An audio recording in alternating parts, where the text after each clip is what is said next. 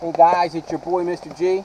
I'm back to do another Name That Bike. It's pouring rain out, so I can't ride my bike, but I want to talk about the bikes that changed the world and kept us riding.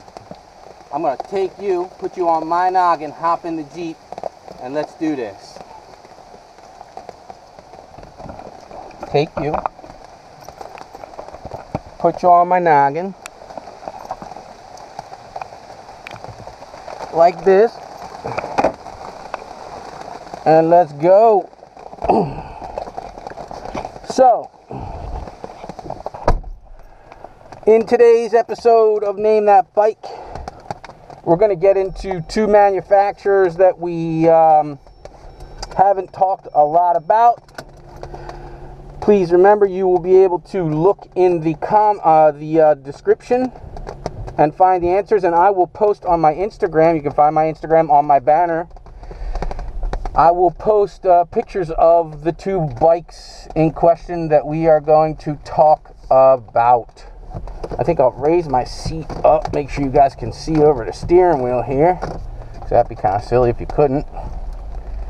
So that would be a little uncomfortable, but hey. And let's talk. So,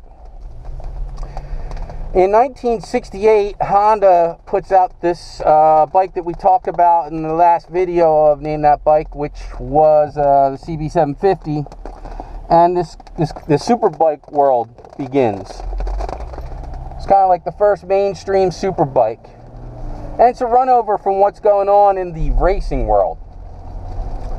So, 1968, this is going on, and Kawasaki is ready to put their bike out. And then Honda goes and does this. So Kawasaki literally scraps their 750 that they're going to put out and doesn't get their own superbike put out that they're comfortable with until, I believe, 1973. All right? So Kawasaki puts out a bike that was code-named the New York Steak. And it was supposed to basically be the Honda CB750 killer. It winds up being the bike of the year in 73, 74, and 75. A whole bunch of races are won on this motorcycle because, of course, they right away, you know what, let's go play in the dirt.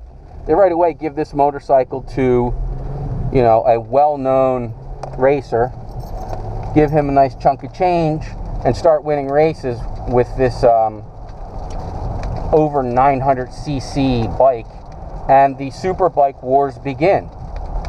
So, in the comment section, leave your comment if you think you know what bike it is, and if you don't know what bike it is, you can go to my Instagram and look for the picture on the day that I release this, and you'll find the answer.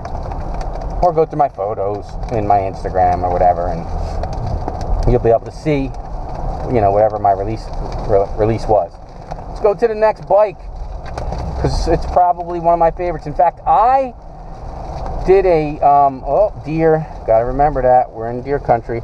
I did a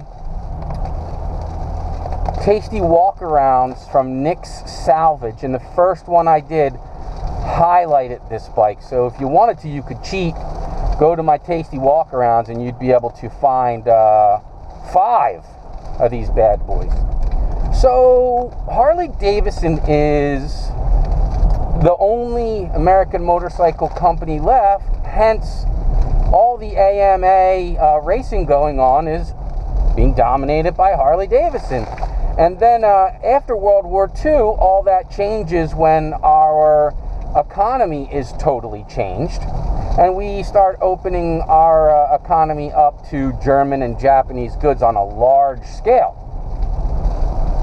The result is Harley Davidson starts to slip from being the kings of the AMA motorcycle world. So they literally go to the parts bins. They take a couple of bike builders that are their guys, their go-to guys. They go to the parts bins and they start pulling out this and that and what can they do to beat back the Japanese invasion in the AMA world and take control again? And they put together a bike that is eventually the bike that Evel Knievel is famous for, and basically it becomes the winningest motorcycle in AMA history, which it kind of always amazes me, because people don't think of Harley anymore at all when it comes to AMA kind of stuff, but they absolutely dominated it in the 70s and the 60s.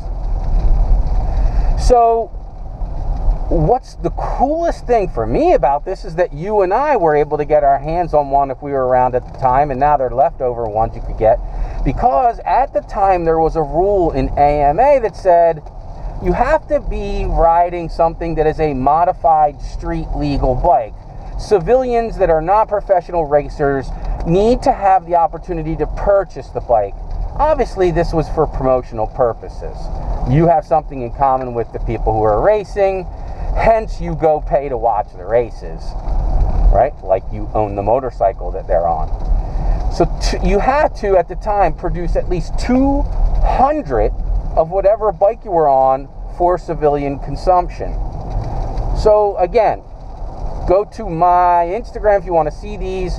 If you're on PC, be careful not to accidentally let your eyes fall to that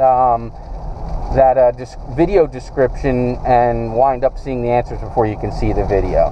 As always, please like and share, name that bike. I want everybody to play except Jay. That's right.